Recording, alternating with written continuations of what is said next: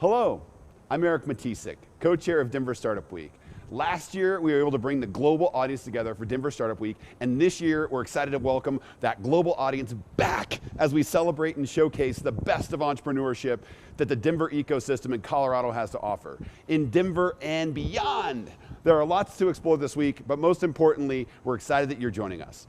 We have nearly 50 sponsor companies who contribute to make Denver Startup Week possible. Let's show our love for these companies today and all week long. Thanks to our headquarters and title sponsor, Amazon, and our title sponsors whose leadership makes this week come to life, Capital One Cafe, the Downtown Denver Partnership, Fluid Truck, Hotel Engine, and WeWork, and our track sponsors who've made all the great content you're hearing today possible, which includes our founder track sponsor, Kickstart, our growth track sponsor, Friday Health Plans, developer track sponsor, Quizlet, product track sponsor, Palantir, design track sponsor, Battery 621 and the Public Works, people track sponsor, Exactly, and the spotlight event sponsor, Strat Labs. Our headline event sponsors are bringing this excitement to the entire week. Thank you to B-Side Fund, Colorado Public Radio, Comcast, Coors Brewing Company, Denver Pavilions, Entrepreneurship at the University of Denver, Gusto, JP Morgan Chase, Method, Moss Adams, Pi Insurance, Promontory Mortgage Path, Red Bull Basement, Southwest, Tattered Cover, and the VF Venture Foundry. Finally, thank you to our sponsors and member sponsors who are listed on the screen, and thank you for your support of Denver Startup Week. Now, let's get to it. Hello, Denver. We are so excited to be here. We're excited to tell you a bit more about the Foundry for Builders program and to be a part of the Denver startup ecosystem. We moved our headquarters to Denver in the last year, and we're excited to call Denver home. Foundry for Builders, essentially we're offering our end-to-end Foundry solution that is deployed to major governments and enterprises worldwide to early and growth stage companies so that they can build their business on Foundry from day one.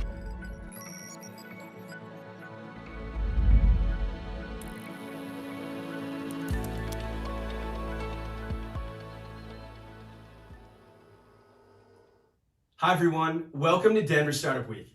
My name is Ryan Margolis and I'm the Product Track Chair and member of the Denver Startup Week Organizing Committee.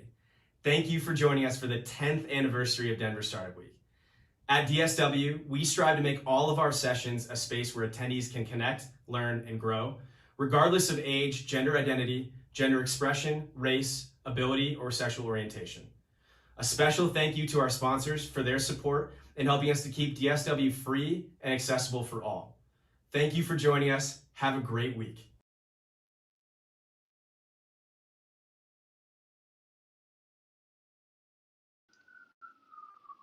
All right. Hello, everyone. Hello, hello, hello. So before I begin, I'd like for us to just get comfortable with each other. Love to say, you guys say hello in the chat. So, and for those that are watching on YouTube or in the future, go ahead and prep a comment. Think about what you want to say and probably hit that like button. All useful stuff. Uh, and so, yeah, we're going to talk about survival metrics today. And to do that, I am going to share a lovely video with y'all. And we'll do it. So, one moment as we get that done. I'll be in the chat answering all questions during this video. So, if you got some thoughts or some ideas, feel free to jump in. Okay, so let me know if you can hear the video by pressing 1 in the chat.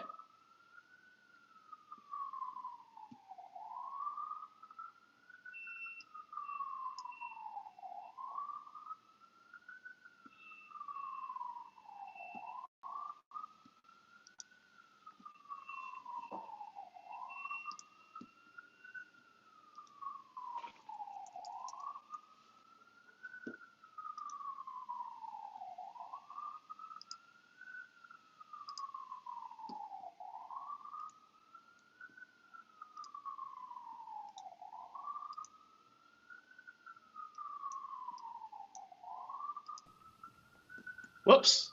Let's try it now. Hi there, and welcome to Denver Startup Week. And today, I want to talk to you about this concept that's going to be very helpful to teams that are looking to pivot in a fast, safe, and data-informed way. My first question is, does your team trust you?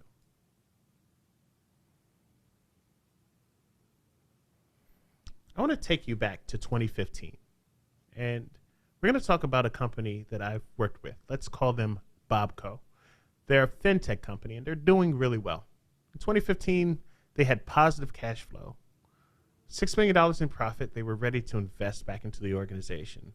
Their customer success and satisfaction was high. Their NPS score was around 40, and the team had high morale. They hadn't lost a team member in years. And so what they wanted to do was they wanted to take this high that they were on, and they wanted to invest in two things. One, a modernization to set up for a brand new chatbot, right? So there's the modernization, one, and two, there's a new AI chatbot. It's the hottest technology at the time, and so they want to get ahead of it. Let's fast forward to 2017. There are mass layoffs. The company was forced to lay off 50% of its workforce. The modernization was over budget by 200%. The chatbot failed and brought NPS down from 40 to 0. And as a result of the layoffs, morale was awful. Those that stayed started looking elsewhere, and those that didn't want to look started pointing fingers. But that's not all. They wasted 2 years of time, a year and a half on the initiatives, 6 months on the cleanup. As a result, they lost their competitive advantage in the marketplace. While they were leading before, now they've let their competitors catch up. And the resources that it could have used were lost. There was an opportunity cost. By going after those things, they lost a lot of resources. Now, is this an anecdote? Or is this something that happens more often? Well, according to CB Insights, 42% of startups fail due to lack of market need. And so what the story that we're talking about here, even if the context may be different for you, is one that is something that happens fairly often. We build things that folks don't need, our customers don't need, our users don't need. And we invest in them because we just started building them. We have a sense of pride towards what we're building. We're living in what they call sunk cost fallacy. And so the best thing to do is to stop as soon as something isn't viable, as soon as you realize it, and then move on to something else. However, I want to take a break here and ask people here a question. Go ahead and chat, or put in the chat, the answer to this question. How many times, or when was the last time that you were working on a product and had this sinking feeling that this wasn't going to be effective? And you could sum it up as, how do we know if anybody's going to care about this? I'll give you a second to type that in.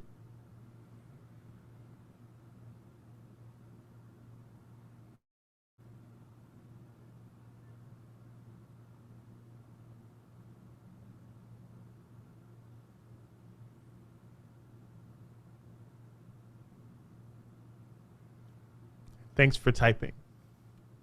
And so we're left with a question, right? We're talking about survival. And the number one duty of a company that's looking to last in the marketplace is to survive. And so let's talk about how companies can survive. I want you to imagine you're on a desert island and you need to survive. And for you to survive, I think you need three things. There are three pillars of success.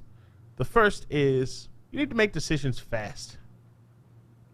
Are you going to build shelter or get food? Survival requires fast decisions. The next thing you're going to need is data. Is it data informed? Is it based on the reality that you're in? Is this food poison? Does it rain often? Lastly, you want to be politically safe. Survival requires partnership. Are the people here, do they want to kill me? What's the flow in nature? You don't want to swim upstream. And so, while we're talking about desert islands, I think there's something very similar that happens in product development. There are these 3 pillars of survival. You want to be fast, data informed, and politically safe. So Bobco didn't follow this, and they fell into a trap that a lot of companies fall into. They didn't focus on viability. They made a decision and decided to just keep on with it. And so what they did is they ended up with this big strategy up front and no way to hit the brakes. They do what most companies do. They go out and they have a big holiday party that's surrounded by a bunch of planning by the leadership. And the leadership makes these wonderful plans that they hand out and everybody celebrates. And then you guys go home, or everybody kind of relaxes. And then once you get back to it and the work begins, there's all types of questions, right? When you come back, teams are unsure if they can make decisions. You also find that there's no data clarity, right? No gut-based decisions. Everything's a gut-based decision. And the teams are unsure how to apply the values to the company day to day, right? After this holiday party, Bobco really focused just on the output of what was going to happen, and they did not think about the viability of that output. And so what you have were a lock-in of the things, both positive and negative, when it comes to company strategy and quality. And so we have to talk about these 3 pillars of survival, right? And so when we talked about fast, one question around speed is, are we able to react to our current circumstances fast enough to build more market share? Right? Fast, survival requires speed. Our company's values translating into initiatives backed with data. Remember, data informed, survival's based on reality. And are our company's values held across the board? Being fast and being data informed doesn't mean anything if folks don't feel safe and they're not partnering. And so being politically safe is extremely important. So let's go into what fast means. Fast means that these decisions are being pre-made to help you move quickly. And so for the following, I want you to think about making decisions in a couple of buckets, right? If you put decisions in buckets, it's not a decision. It's either 1, 2, or 3.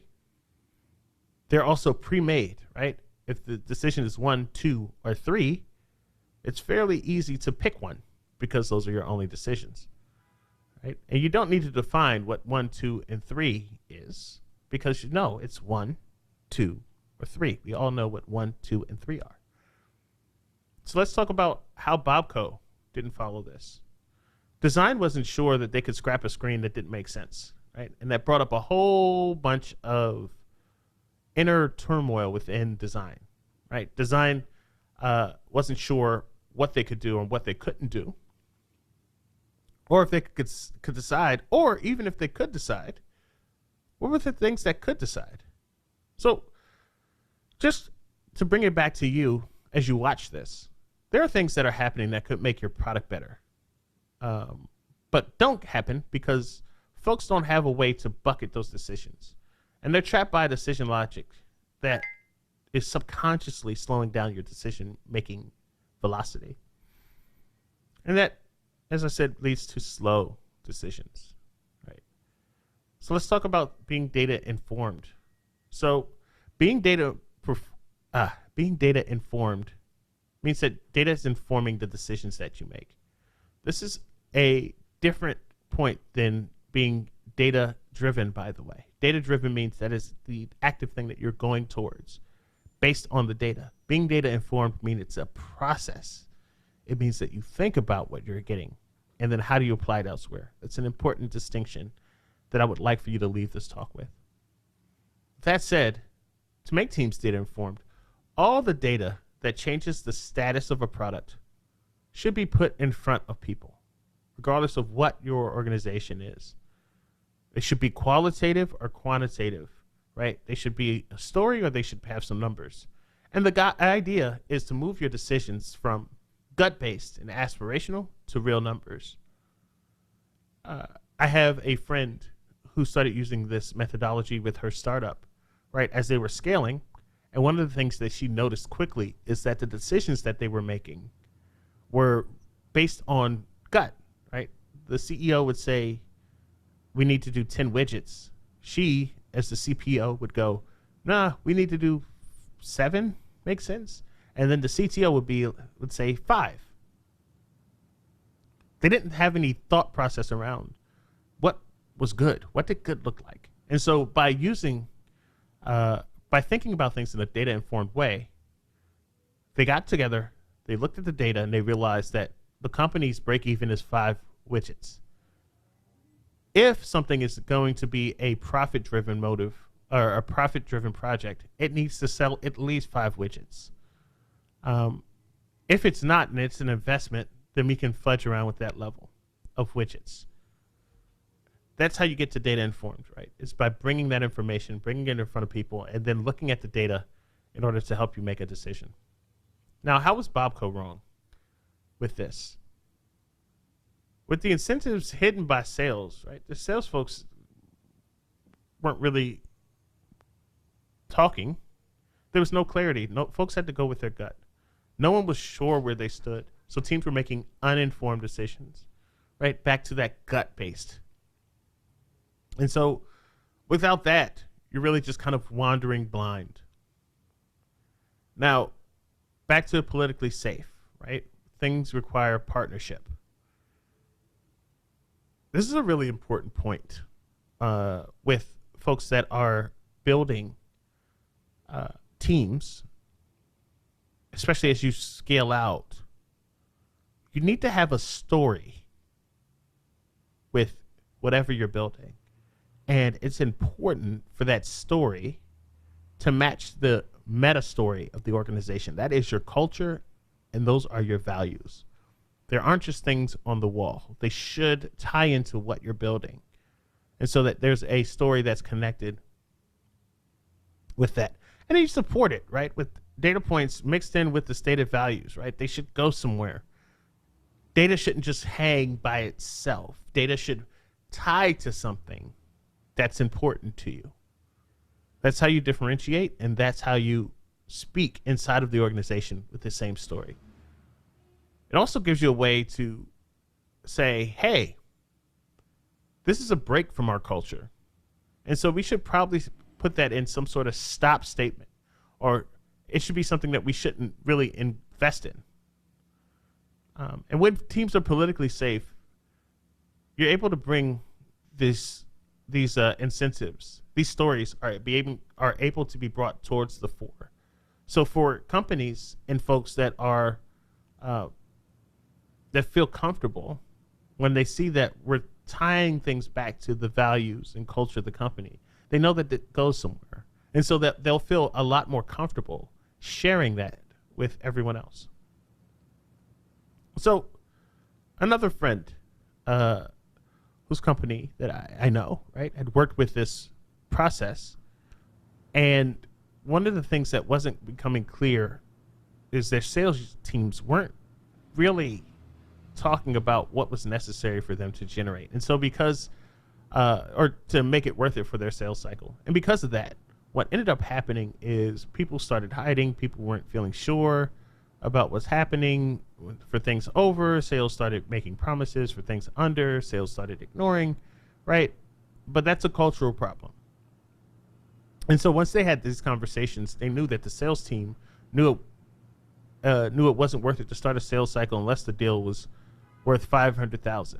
And the rest of the company got to see and make sure that the sales team was going to work with companies that were value and incentive matched for them.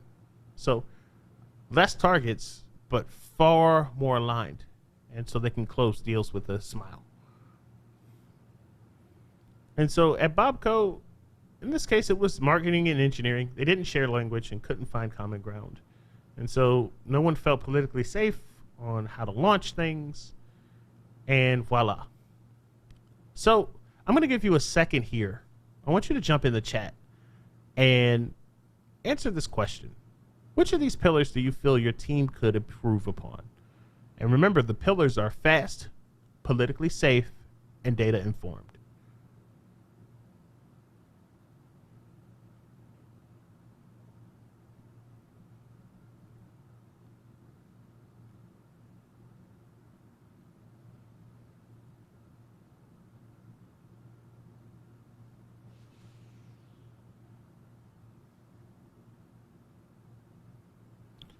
Thank you.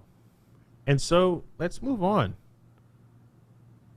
There's a transformation. We're going to go back to 2017, right? Bobco 1.0 was in 2015, where they had record profits and they also had great customer satisfaction and high morale. Then 2 years later, they had that 50% layoff. And so the modernization that they tried to do was over budget by 200%. The chatbot that they tried to build really didn't move the needle at all, and in fact complicated their product. And it brought their NPS down to about 0. And morale was awful, right?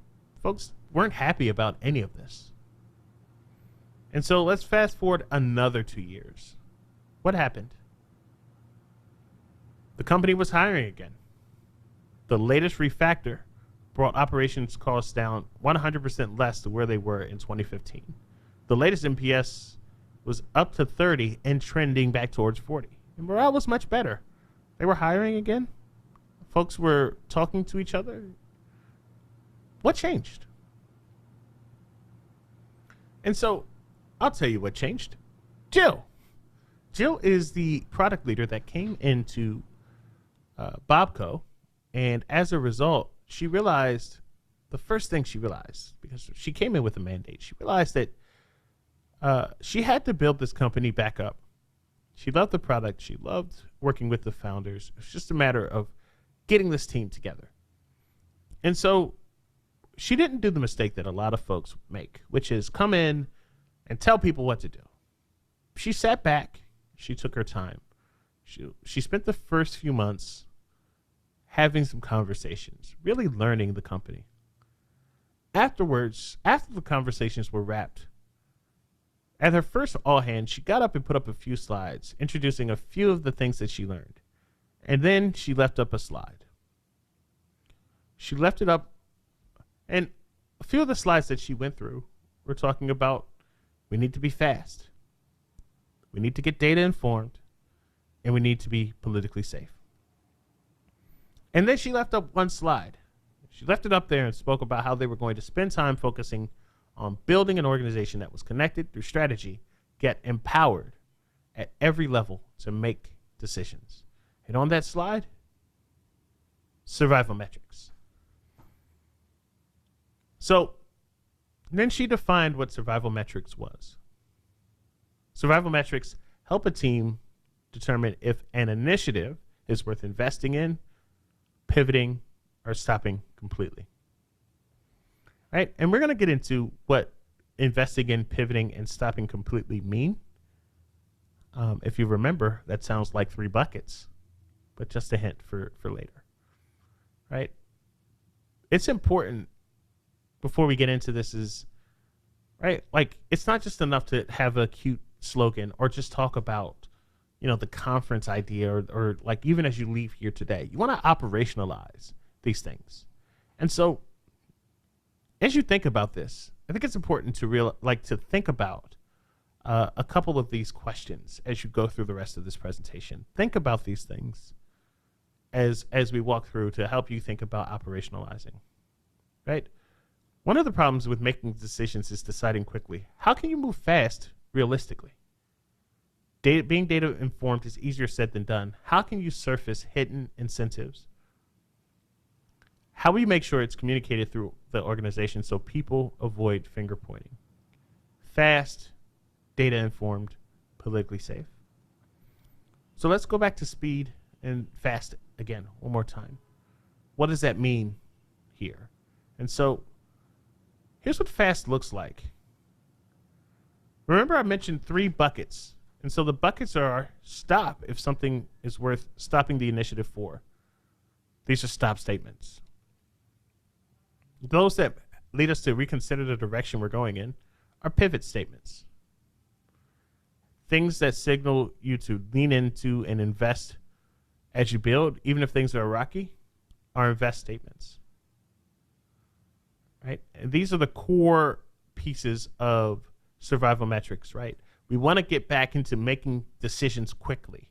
And so for those decisions, you want to make sure that they're in one of those 3 buckets. So let's talk about being data informed. Again, think about what data informed meant, right? As you think about, as Bobco thinks about what they wanted to look at the data and they wanted to make sure that people's incentives were covered.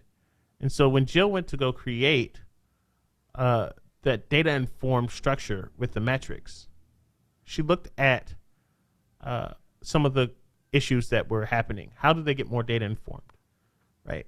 Part of being data informed is being able to say no. And so she said that if 35% of our participants are confused, it means the problem isn't clear and we're wasting our time. So let's get out of it,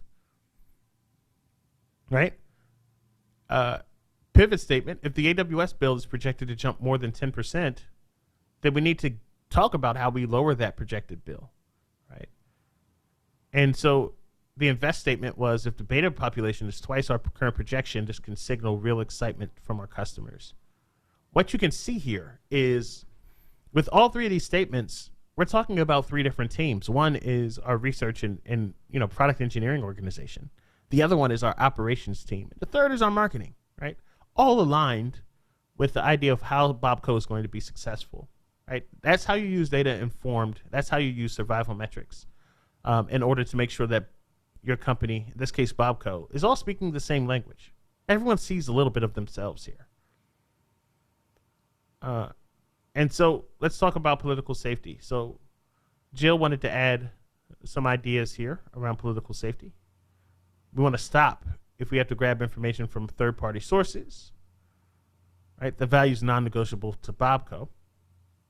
A pivot, we haven't demonstrated the features to our marketing team in a way that feels comfortable. And 75%, if PMM is blind, then we need to shift our priorities. We're not talking to each other. And invest, right? If customers are sharing this organically, 50% more than our current baseline, then we'll invest more into this initiative, right? And so here you have a leadership value, right? We have product marketing involved, and then we also have our sales teams, right? How do we have some qualified leads? And so again, it's important to remember that the idea is to touch everyone as we move forward. And so I'm going to take a break here for you guys to type in the chat. What's one thing you can do to implement these survival metrics, right? What are some ways that you think that you can get this going inside your organization?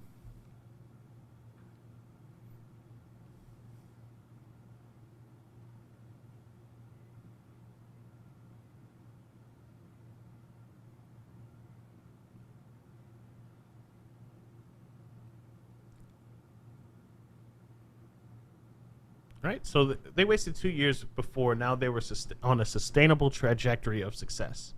They were building things that people cared about. So how do you do this, right? How do you actually do this? What does it mean to if you were having some trouble in that last question, right? I looked at it. I see the survival metrics. I see what they look like. How do we make them? Well, this next section is for you.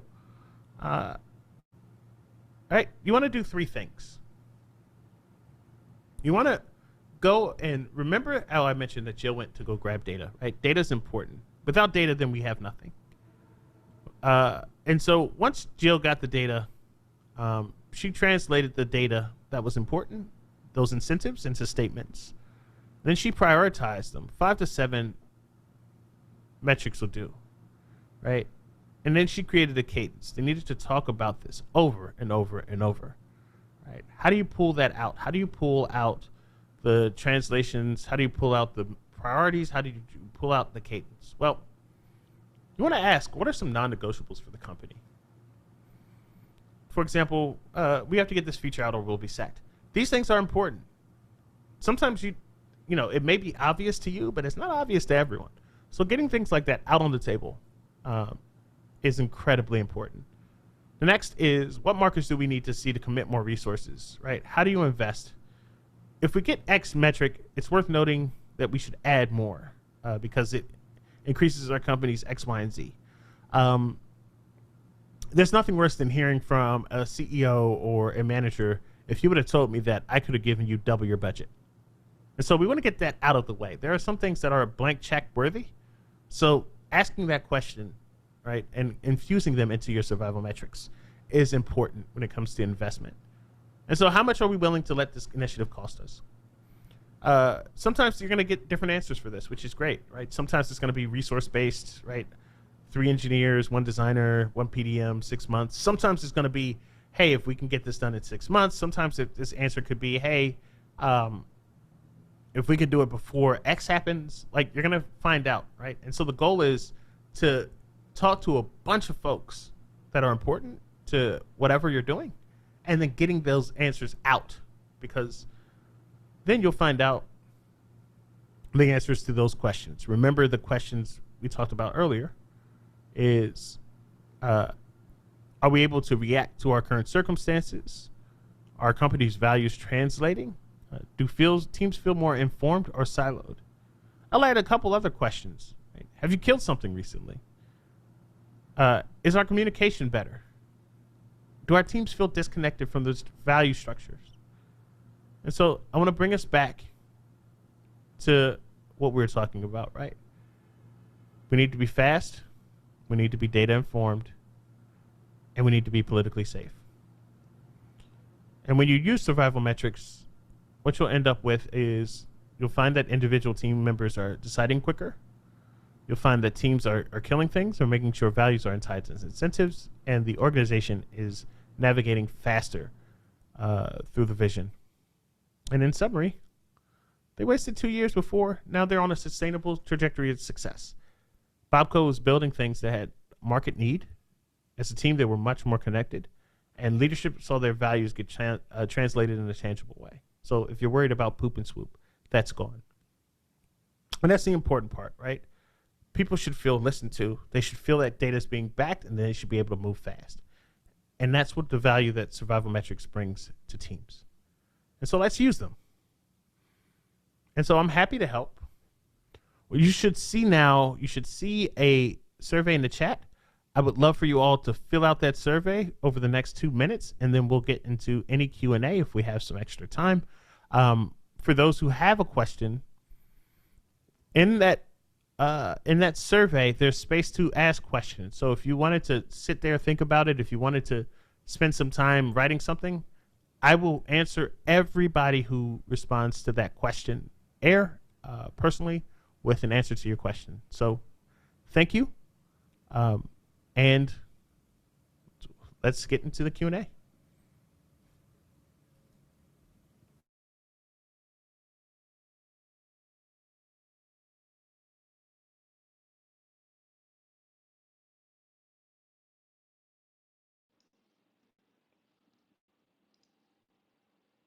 All right.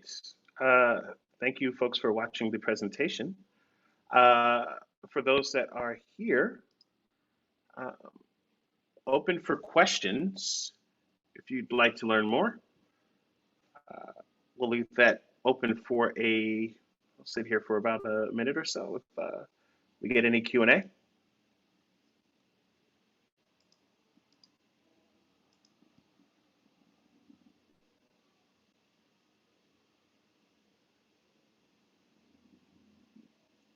looks like there isn't any Q&A coming here. So I want to thank you for watching. For those on YouTube, hit the like button. And if you want to reach out to me, you can find me on the old email with adam@theadamthomas.com. Happy to answer any questions that come up. All right. So thank you all and have a great day.